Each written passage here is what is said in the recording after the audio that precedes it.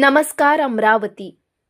अमरावती जिल्ह्यातील एका ग्रामीण पोलीस ठाण्याच्या हद्दीत अल्पवयीन मुलीवर सामूहिक अत्याचाराची घटना घडली होती। या प्रकरणी 9 फेब्रुवारी रोजी गुन्हा दाखल करण्यात आला होता। पोलिसांनी 5 आरोपींना अटक सुद्धा केली। या पार्श्वभूमीवर क्रांती सेनेचे अध्यक्ष रितेश तेलमोरे यांच्या नेतृत्वात 12 फेब्रुवारी रोजी जिल्हाधिकारी आशिष येरेकर यांना निवेदन देत प्रकरणाची सखोल चौकशी करून ते जलद गतीने न्यायालयात चालवावे अशी मागणी करण्यात आली। पीडित मुलगी 10वी शिक्षण घेत असून तिचे वडील नसल्याने ती सोबत राहते, त्यामुळे तिच्या भविष्याकरिता शासनाकडून सहानुभूतीपूर्वक आर्थिक मदत देण्यात यावी अशी मागणी करण्यात आली आहे। दोषींना कठोर शिक्षा मिळावी आणि पीडितेला लवकरात लवकर न्याय मिळावा अशी अपेक्षा व्यक्त केली जात आहे। यावेळी क्रांती सेनाचे रुपेश तायडे, करण भगत, हर्ष मोहोळ, गोविंदा भगत, आलोक जेथे उपस्थित होते। जय भीम, जय शिवराय। मी रितेश तेलमोरे, क्रांती सेना संस्थापक अध्यक्ष, महाराष्ट्र राज्य।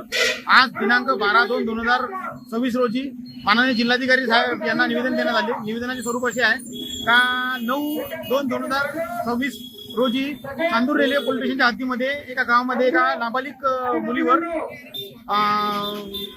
बलात्कार झाला। त्या बलात्कारामध्ये 5 ते 6 जण सहभागी होते। सामूहिक बलात्कार झाला। त्यामध्ये